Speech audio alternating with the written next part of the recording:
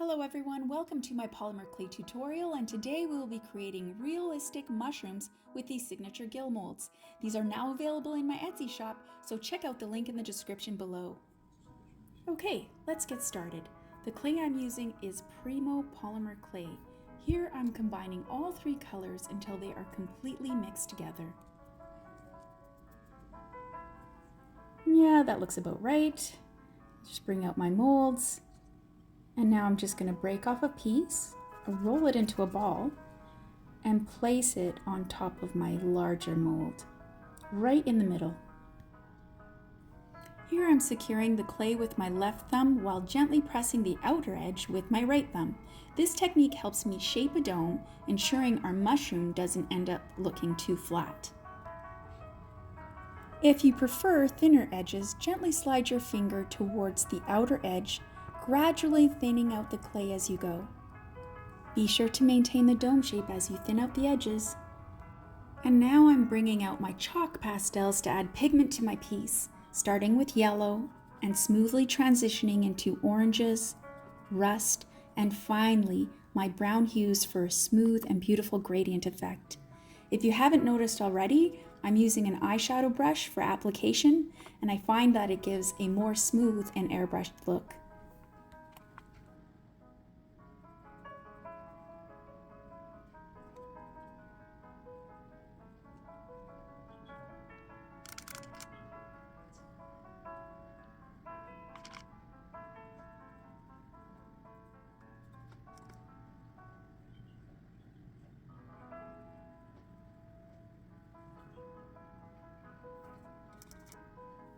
I think I'm happy with how it looks. Now on to crafting the stem for our mushroom cap. Here I'm rolling out a log using the same clay mix we used earlier. I'll taper one end to create a cone shape. Next, I'm inserting a wire into the center of my stem to provide support, kind of like an armature.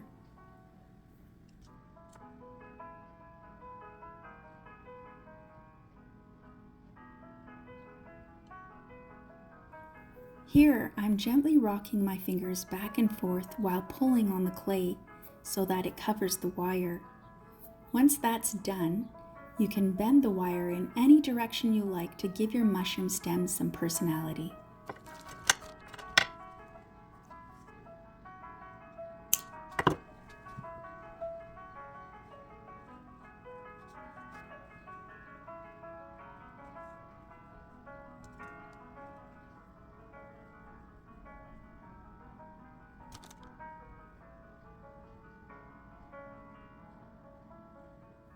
Now I'm using my smaller mold to create the tiny skirts or rings often found on mushroom stems. Okay, now gently remove the clay from the mold. Then use a blade to slice from the center outward. Now you can wrap the skirt around the stem of your mushroom and secure it gently with a dental tool. If you don't have a tool like mine, you can use a toothpick as well. Here I'm just repeating that same step.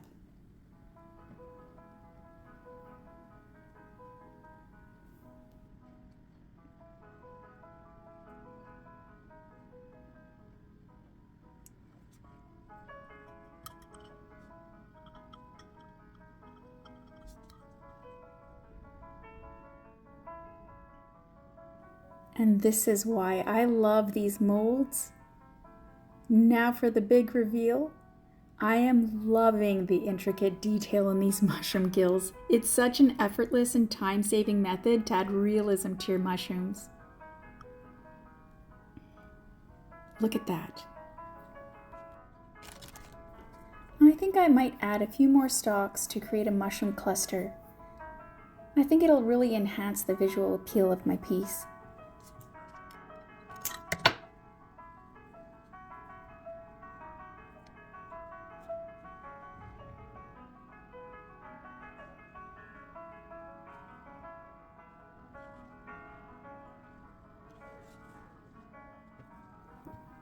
And now let's go ahead and repeat the steps we followed earlier. Let's create the mushroom caps for these additional stalks.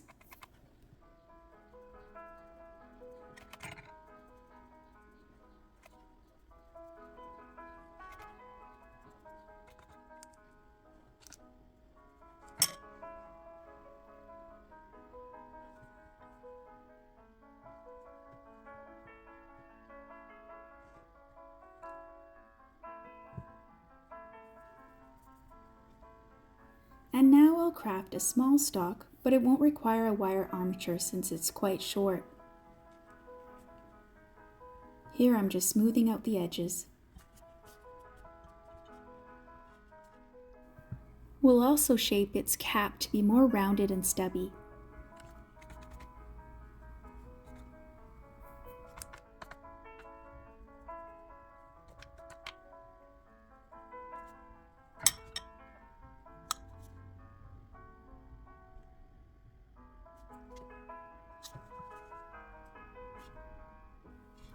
Here I'm using Bacon Bond liquid Sculpey. This is to ensure our caps are securely attached to our stalks.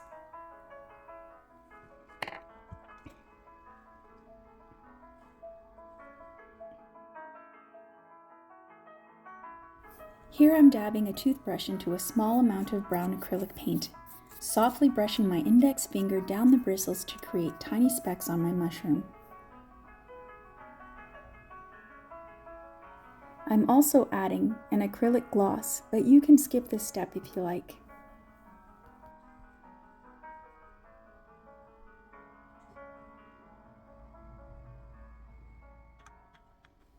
I'm placing clump foliage around the base of my mushroom stalk. Here I'm securing it with E6000 glue.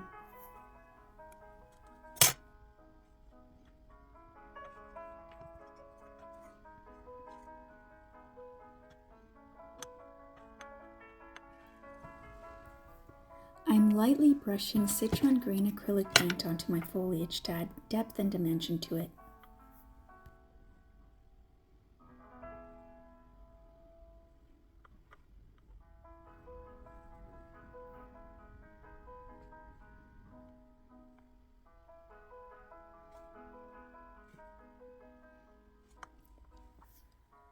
And there we have it. It's so pretty!